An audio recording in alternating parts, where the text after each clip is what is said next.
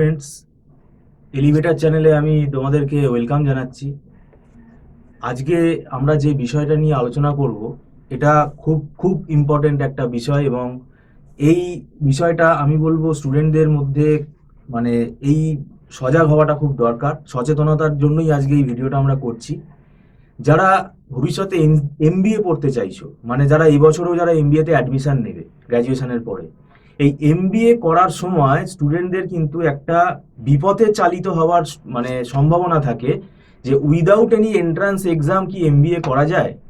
কিছু কিছু এরকম ইউনিভার্সিটি আছে যেগুলোতে মানে তারা ট্র্যাপে পড়ে যায় যে উইদাউট এন্ট্রান্স এক্সাম, এবং এমবিএতে অ্যাডমিশন নিলেও সেই ডিগ্রিটা কতটা ভ্যালিড, মানে সেটা এআইসিটি অ্যাপ্রুভাল আছে কিনা, ইউজিসি রিকগনাইজ কিনা। তো এই জিনিসগুলো কিন্তু অনেক জায়গায় পিজিডিএম দেওয়া হচ্ছে, এগুলো কিন্তু ভেরিফিকেশনের দরকার আছে। এবং এন্ট্রান্স এক্সাম সম্বন্ধে, যে এন্ট্রান্স এক্সাম না দিয়ে আমি এমবিএ যদি করতে পারি, তাহলে আমি খাটতে যাব কেন। তো এর জন্য কতটা স্টুডেন্টরা ট্র্যাপে পড়তে পারে, এটা কতটা ডেঞ্জারাস, এই নিয়ে আমরা আলোচনা করব। আমাদের মধ্যে উপস্থিত আছেন মিস্টার সৌভিক দত্ত। আপনার তো দীর্ঘ নমস্কার। এমবিএ পড়ানোর অভিজ্ঞতা, আপনি আগে কলেজেও পড়িয়েছেন। হুম তো এখনো পর্যন্ত আমরা দেখতে পাচ্ছি এন্ট্রান্স এক্সামগুলো না, স্টুডেন্টরা চাইছে যে বাইপাস করে আমরা কি অ্যাডমিশন নিতে পারি।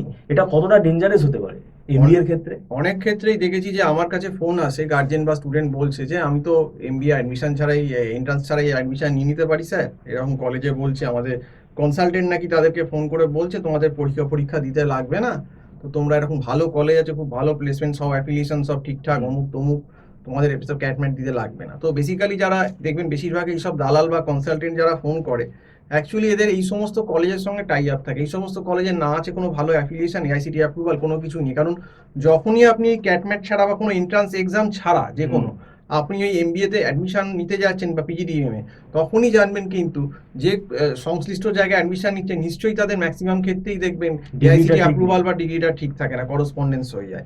কিন্তু সেই সত্যিটা বলে না, স্টুডেন্ট বা গার্জেনদের একটা ভুল পথে পরিচালিত করে, বলে না এখানে ফুল টাইমই হচ্ছে, সব ডিগ্রি সব ঠিক আছে, সমস্ত কিছু আছে।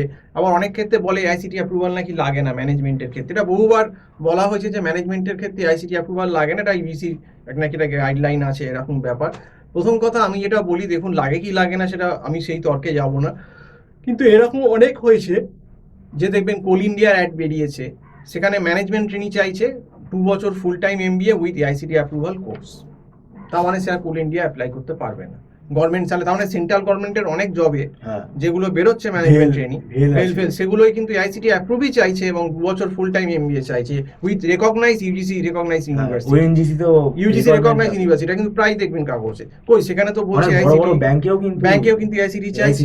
প্লাস আপনি যদি খুব বড় এমএনসি দেখেন, যেমন আইটিসি এরকম লেভেলের, টিসিএস, তারা কিন্তু আইসি, সেখানে কিন্তু ম্যাটার করে যে ডিরেক্ট কোর্স মানে একদম full time course with ICT. সেখানে কিন্তু করসপন্ডেন্স বা ডিস্টেন্স কোর্স হলে অনেক সময় টিসিএস ঝামেলা করে, এটা আমি শুনেছি স্টুডেন্টদের মুখে। কাজেই কে কি বললো তাতে আমি বলবো আপনারা বা গার্জেনরাদেরও বলছি বা স্টুডেন্টদেরও ওই প্রলোভিত হবে না। নিজের আগে অনুসন্ধান করো যে ডিগ্রিটা কি সত্যি আদৌ ডিরেক্ট মানে ডিস্টেন্সে হচ্ছে না তো, বা করসপন্ডেন্সে হচ্ছে না তো, direct valid degree ICT approval কি আদৌ আছে। আমি কিন্তু বলবো যেগুলো ম্যাক্সিমামই ক্যাট ম্যাট বা এনম্যাট সিম্যাট যে কোনো কম্পিটিভ এক্সাম ছাড়া যেখানেই তোমাকে এরকম ডিরেক্ট অ্যাডমিশন হয়ে যাবে, সেখানেই কিন্তু জানবে গোলমাল কেস।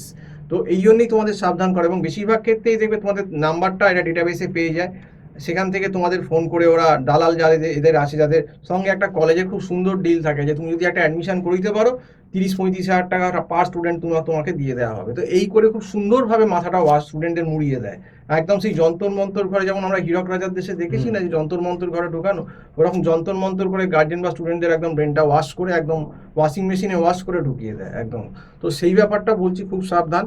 কোনোভাবেই এন্ট্রান্স এক্সাম ছাড়া কোনো রকম এমবিএতে বা পিজিডিএমে অ্যাডমিশন নিতে যেও না। নয় ক্যাট, নয় ম্যাট, নয় এনম্যাট, নয় সিফ্যাট, নয় এক্স্যাক্ট, কিছু অন্তত এন্ট্রান্স কিন্তু লাগবেই তোমাদের কিন্তু অ্যাডমিশন নিতে গেলে, অল ওভার ইন্ডিয়ার ক্ষেত্রেই বলছি। তো এই জন্যই ব্যাপারটাকে অ্যালার্ট করা, তোমাদেরকে সাবধান করে দেওয়া। অল ইন্ডিয়া ম্যানেজমেন্ট অ্যাসোসিয়েশনের আইমারও ম্যাট, আইমা ম্যাট কন্ডাক্ট করে। তারপর ক্যাট তো আছে, কমন অ্যাডমিশন টেস্ট। ক্যাট সব থেকে সব, ক্যাট না হলেও অনেক পরীক্ষা আরও আছে, এনম্যাট আছে, সিম্যাট আছে, ম্যাট আছে, তারপর ওয়েস্ট বেঙ্গল যেই ম্যাট আছে, অনেক রকম এন্ট্রান্স এক্সাম। কিন্তু এন্ট্রান্স এক্সাম দিয়ে ঢোকাই সব থেকে ভালো, কারণ এন্ট্রান্স এক্সামটা দিয়ে ঢোকা মানে সে কলেজের কিন্তু এআইসিটি অ্যাপ্রুভাল আছে। এআইসিটি অ্যাপ্রুভাল ছাড়া কিন্তু সে একটা এন্ট্রান্স এক্সাম শো করতে হবে, হ্যাঁ শো করতে হবে, করাতে হবে। তো সেগুলো কিন্তু জেনে রাখা দরকার। এবং এই ভিডিওটা কিন্তু স্টুডেন্টে যারা অ্যাডমিশন নেবো ভাবছো, কিভাবে নেবে সেইভাবেই কিন্তু গাইডলাইন করা। যদি কোনো রকম কোয়ারি থাকে আমার নাম্বার কলে আছে, যে নাম্বারটা 9831044518, আমাকে কল করে কোয়ারি করতে পারো। তো সম্পূর্ণ ভিডিওটা দেখার জন্য অসংখ্য ধন্যবাদ। নমস্কার।